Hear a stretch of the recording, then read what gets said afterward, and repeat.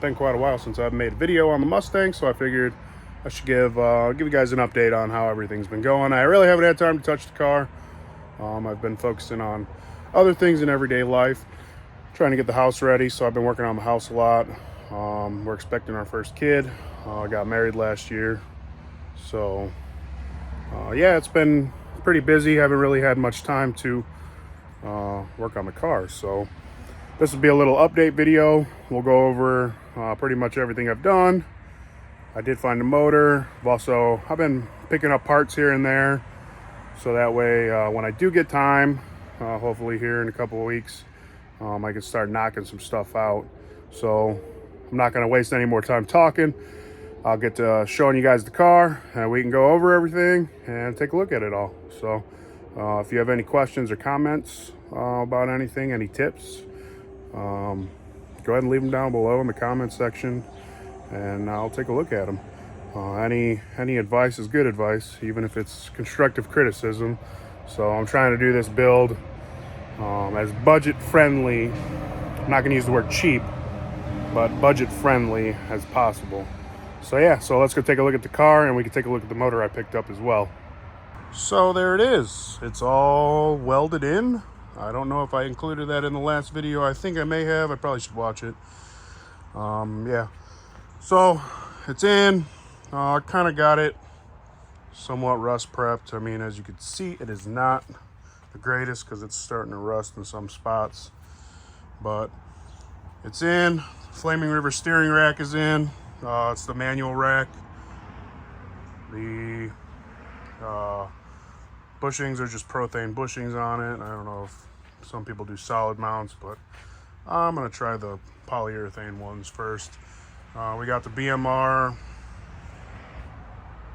subframe, then the BMR lower control arms, and the SVE coilover or caster camber plates, UPR coilover kit. That's Viking springs. They are 14-inch springs.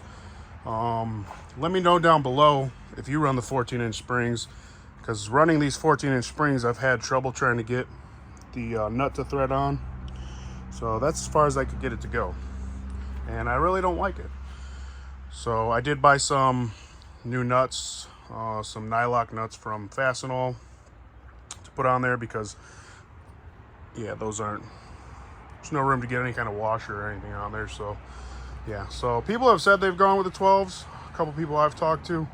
I wanted to see other people's opinions on it though. If you've went with the 12-inch springs, how did they work for you? Because the 14s I feel are too long. I really have no adjustability with it right now, especially with not having a motor or trans in the car. But yeah, I just need to put the I have the bump steer kit from Team Z, or no, I have the Maxim Motorsports bump steer kit. Maxim Motorsports bump steer kit. I'm getting the Team Z lower torque box unwelded kit, your weld it yourself kit. So that should be here soon. And then this is a custom drive or steering shaft that I made up at work. I just took the end from the old steering column and welded it to the new joint that it needed. I got the joint off of eBay. This is temporary, just to to move the car around right now. I do plan on upgrading that to the slip joint. I believe it's the Maxim Motorsports one. But that's later down the road. I need to get quite a bit done. Clean up the firewall, clean up all the rust, clean up in there. But the 5-lug swap is done on the front. Don't know where I left off with that. It's been quite a while. We can come look in the car. So the car is just part storage pretty much for now. Steering wheel in. That's probably gonna have to come back out. I do want to upgrade that to the Motion Raceworks one and get a quick release steering wheel, so I can get rid of that. Factory column. I just trimmed up the factory column as best as I could, but it fits pretty good in there. And And then I do have to order the manual brakes for this. I wish I would have brought the key so we could look in the trunk, because the trunk is where all the work is at. I do have to get the rockers put on still. That is going to be probably the bigger part of the work, is to repair all the rocker damage. Get some new rockers. The new rockers are in here. They're right there. They were on eBay. They are, I think there was like $100 for the set. And they pretty much replicate the ones that you can buy on like CJ or LMR. And then I did get the rear bumper on. It's mounted up. Looks good. I need to get the trim. Need to patch the gas tank up. I need to finish the 5-lug swap on the back. So there is quite a bit of work left to do as far as getting it looking at least somewhat decent so I can wrap it. I do plan on wrapping it. I don't know if I think I might try to attempt to repair the doors. They are kind of rusty, but I mean, they're pretty solid for the most part. Got the little donut. You can't really see much through here, but I do have quite a bit of the trunk cut out. I'm gonna put the, like I said, the TMZ lower torque boxes in the back, and then probably a fuel cell in the trunk. Maybe try to go back with a stock tank. I don't know. We'll see. But yeah. So that's it. Take one final look at the car. It's pretty dirty. And then we'll go check out the motor.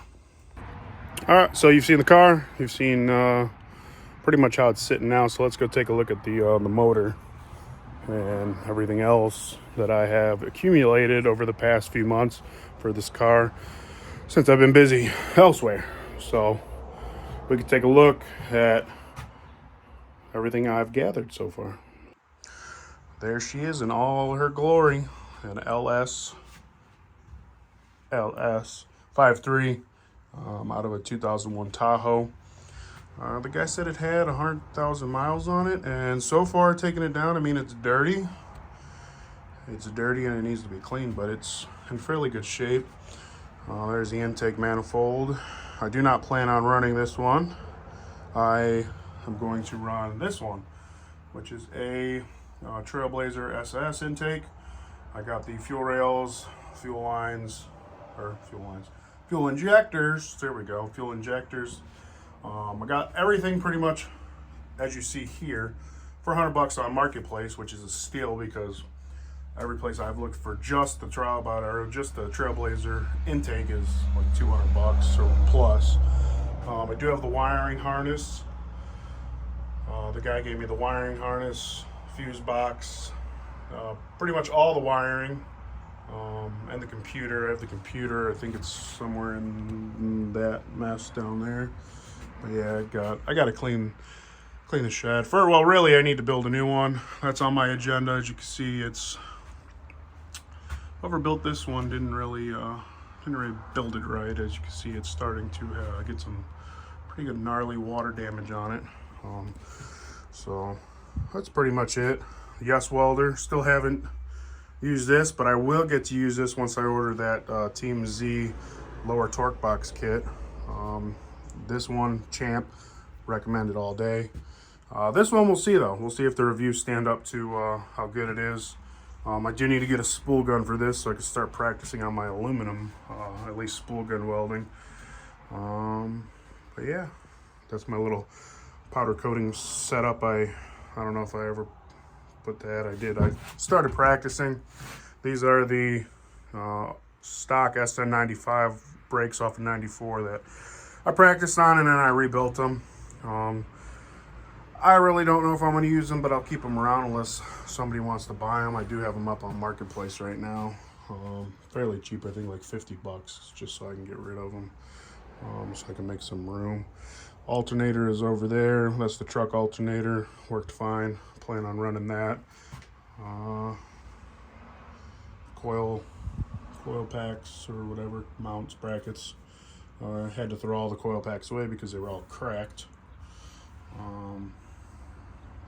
Yeah, so that's pretty much going to be it for the motor. It's probably going to be torn down the rest of the way here in a little bit. I do have, I think they're over here. Where are you? No. I could have swore I left them. Okay, here we go. Let's move some of this junk.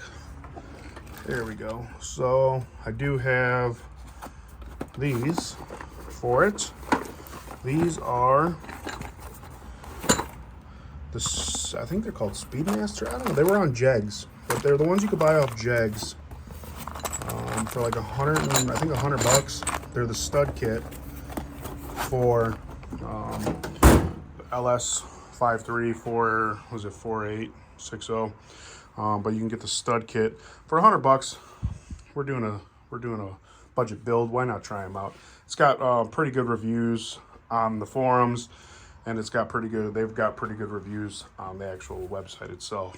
So yeah, so I don't know if I'm in camera because I had to flip the phone around, so I don't have to switch the camera. But that's going to be pretty much it for this update video. I know it was pretty short and there wasn't no work in it. It's just me talking. But I feel like some people have had some questions about what happened to the build. It's still here. I'm still planning on doing it.